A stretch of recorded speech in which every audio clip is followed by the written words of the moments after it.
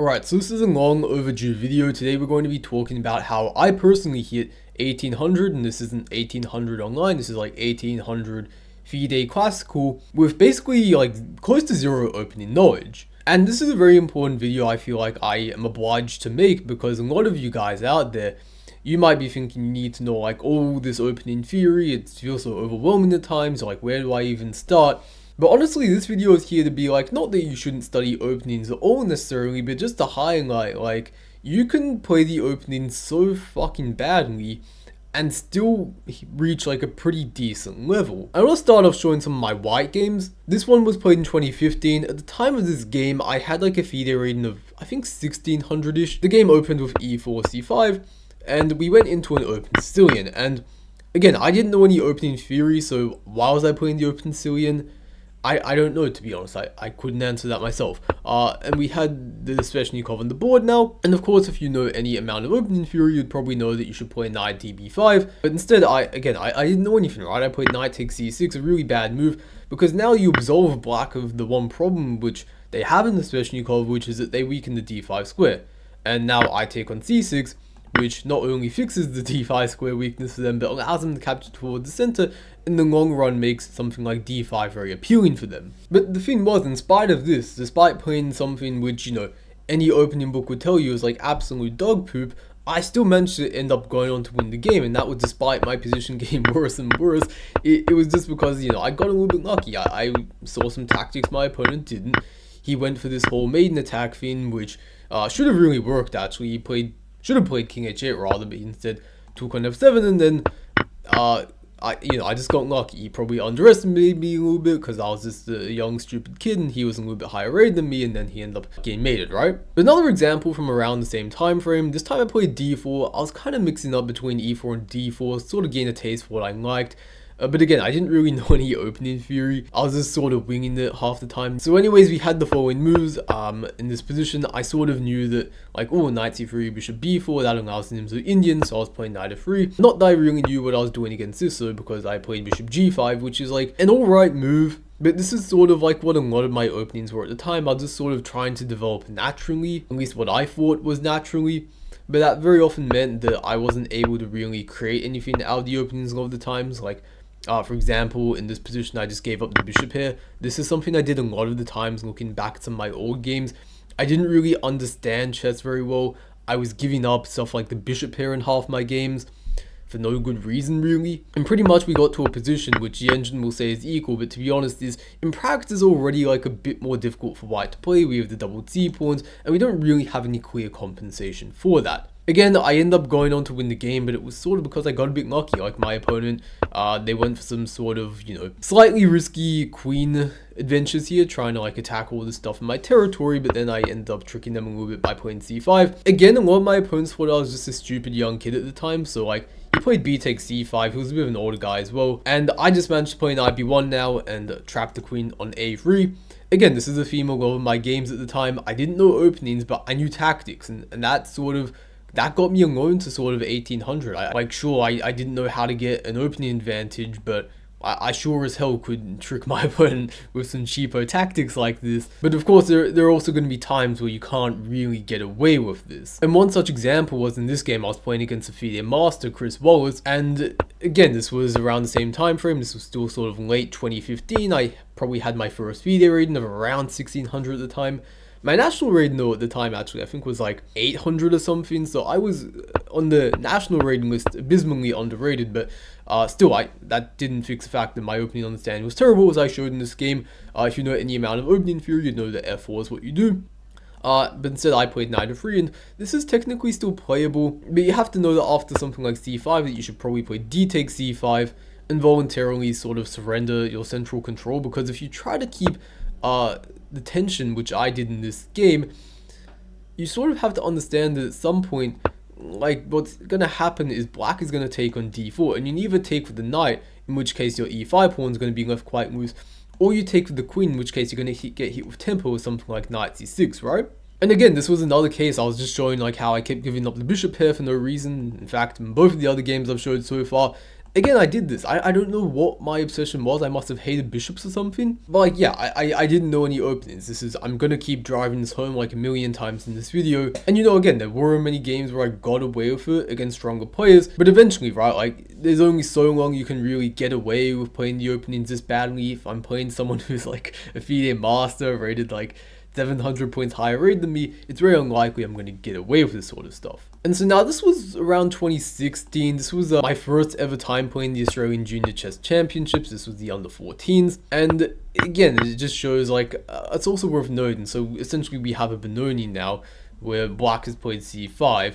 Of course they can also play it through this move order, but there are some benefits also to playing e6 first, and if white plays knight f3 now going c5 in this position. Not going to go into them too much now, especially since me at 16, I think I was like maybe 1700 feet at the time of this game. Again, 13 years old, I didn't know anything about theory, so there's no point really discussing those nuances in this video, I think. And it's funny because also a couple months earlier, like, I remember like playing against a Benoni through this move order. I thought like d takes e6 was like supposed to be the thing you were doing, which is an absolutely terrible move because you give up the strong d5 point, and now after f takes e6, black recaptures toward the center. I thought like black maybe was going to play d takes e6 in all these games, allowing a queen trade. But that just wasn't the case. They take toward the center and then they bishop b7, castles, d5 eventually. Not really a good position for white, right?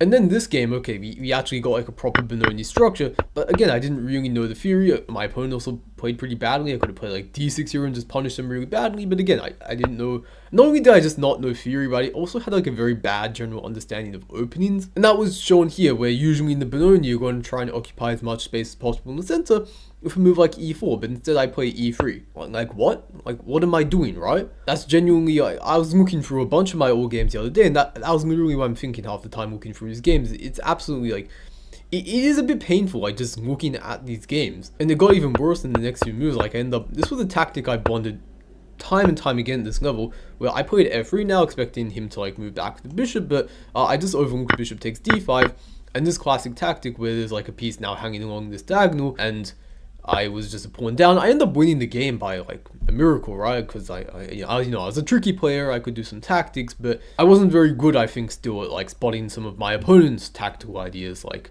anticipating something like bishop takes d5, right? And as a final white game I'm going to show in this video, just showing how bad my openings were. This was again from the Australian Junior Championships 2016. This was the final round game.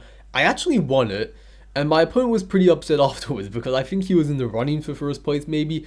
But me winning basically just ruined his whole tournament in some sense. But the funny thing was, you know, like, you might think like, okay, so you would have prepared a bunch for this game and stuff. Like no, I had no idea what the heck I was doing.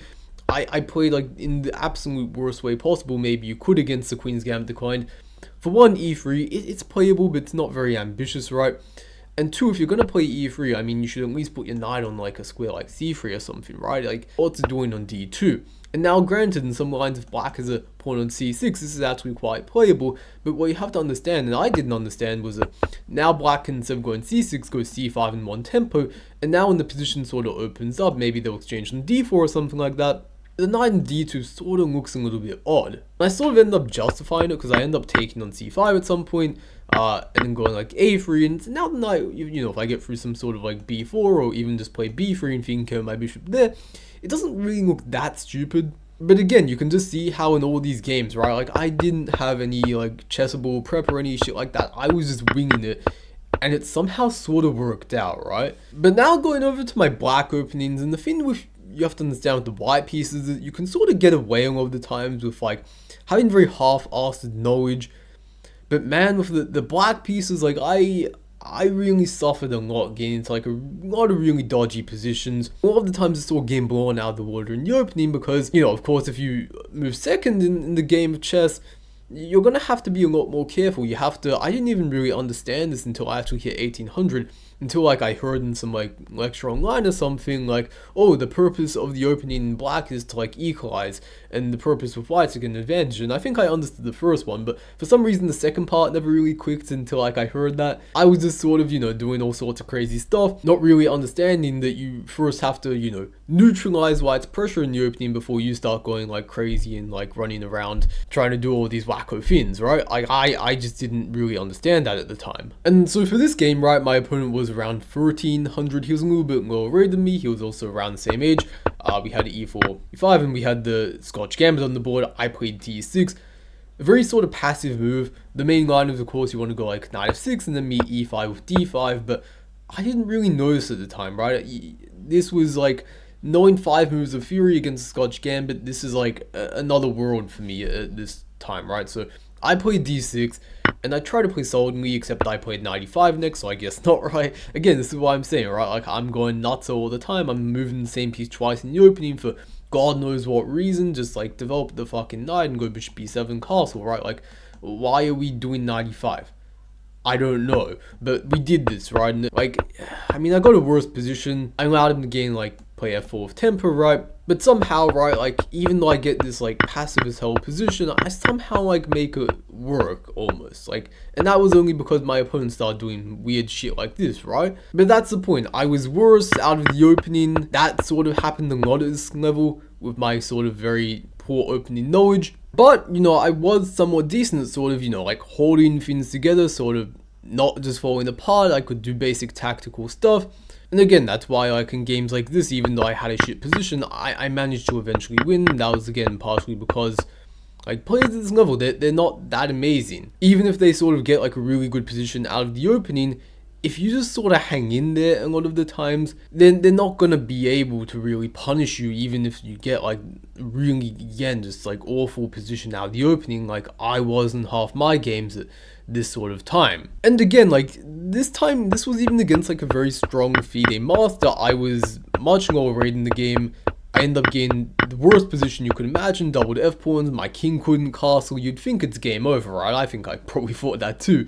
But I just sort of hung in there. And, you know, was my position bad? Yeah, it was freaking awful, but and like, for example, like my opponent could have just won the spot with bishop f5 since I can't take, because queen d6 is going to be mate, and if I move my queen out of the way, he's winning exchange. He was a little bit sloppy. I got lucky, definitely, but, you know, I was playing against a FIDE master. Most of my opponents were not this strong. He ended up playing a bit inaccurately, and I ended up being more or less okay in this position. I did end up going to lose, because, again, I was playing a much stronger player, but it really just goes to show, and again, I'm not encouraging you to know nothing about openings, as I sort of did, but it's really, I just want to keep driving this home, that you really can, if you know nothing about openings, still, like, have a decent game against these like stronger players. Definitely against people your own level, you do absolutely fine, because, well, half the time they're not going to know that much fury anyway. They're not actually going to be able to punish your poor opening play, and even if they do half the time, like we even saw in this game, right, my opponent was much stronger. He had an advantage, but he sort of butchered it. Like, if he just takes a bunch of times at d6, by the way, like at this point, well, then there's sort of problems, because whichever way he takes, I can end up taking on f2 at the end of the line and winning back my pawn. But, you know, of course, there were games where I didn't get away with as much, and my opponents definitely did sort of punish me more heavily. This was one of those games. I played the French a lot at this time, and if you know any amount of fury, you'd know that c takes d4, c takes d4, f6, and this whole thing is fury. But again, I did not know fury. I just developed pieces, I was winging it, and sometimes that worked, sometimes it didn't. This was one of those games where it just didn't really work. I tried to go with this a6 b5 plan, just sort of letting white dominate me on the king side, and that didn't really work well. There's also ideas like maybe h4 that's quite interesting. One idea being that if takes, you can go like g3 and like king g2, rook h1. This is like really dangerous actually. But my opponent wasn't really at that level where she was playing. She was like 1800, I think, by the way, where she would be coming up with these sorts of pawn sacrifices.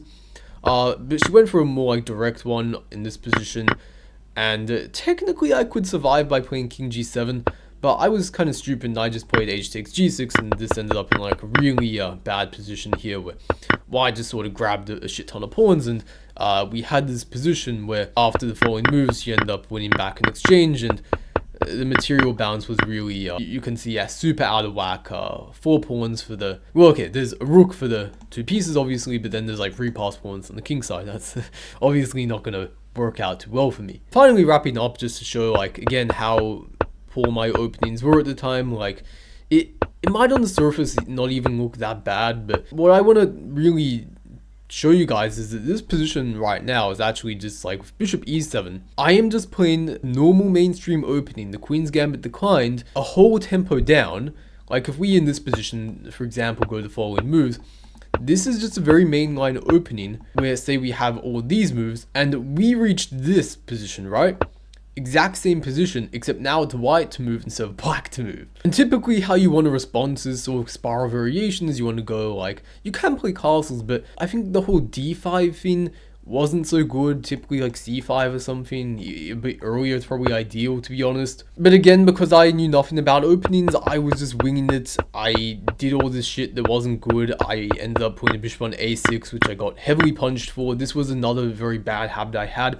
I love putting the bishop on a6, which sometimes can be good, but a lot of the times it cannot be so good. And by the way, for context again, this was like 2016 Oz Juniors. I had FIDE rating of 1700 around the time of the game. My opponent was like 1800 maybe, and he just punished me very badly for this whole thing. I just lost a pawn straight up. I couldn't hold this position. I'd end up just going on to die a pretty painful death later on. And so like, yeah, you could potentially argue like, would have known openings helped you out in these sorts of situations? Definitely, I agree. I think they would have. And that was one of the things in 2016, which when I sort of worked on a bit more, definitely improved my results. Not immediately, but definitely over time. I was starting to get consistently better positions out of the opening. But what I really wanted to show in this video, like I was showing, I think, probably some of the worst openings I had. There were rarely games where I think I was like really dominating my opponent out of the opening. At best, it was usually just sort of getting like an okay position, and like half the time it was sort of stuff like this, like I showed again in this video. But I really want this to be giving like optimism to you guys, like just showing again like how bad my openings were, because it just shows that if like you're, I don't know, not at the level I was, or was at least approaching, like there really is a lot more potential than you might think, because you might think like, oh, I'm like 1200 now, I need to have like this grand like opening repertoire with like 500 trainable lines on chessable. It's like, you don't. Like, do you think I was, okay, obviously I wasn't drawing chessable lines, but I mean, look at my games, right? And like, really, it is a bit of a cliche, but honestly, just sort of the advice, just do tactics, whatever. But at this level, honestly, like, that was pretty much all I knew how to do, and I reached, like, what, 1800 FIDE, something like that. Of course, once I got to that level, I had to patch up a lot of the shit in my game that wasn't good. But yeah, anyways, I think I have made the point that I want to make in this video. If you have any questions, please leave them down in the comments below, but otherwise, you know, please like, subscribe if you're not already, and also check out my stuff in the description below, my free newsletter, coaching if you're interested in that, and also join the Discord to talk to the guys in the community. But yeah, anyways, hope you guys have a good day. I will see you until next time.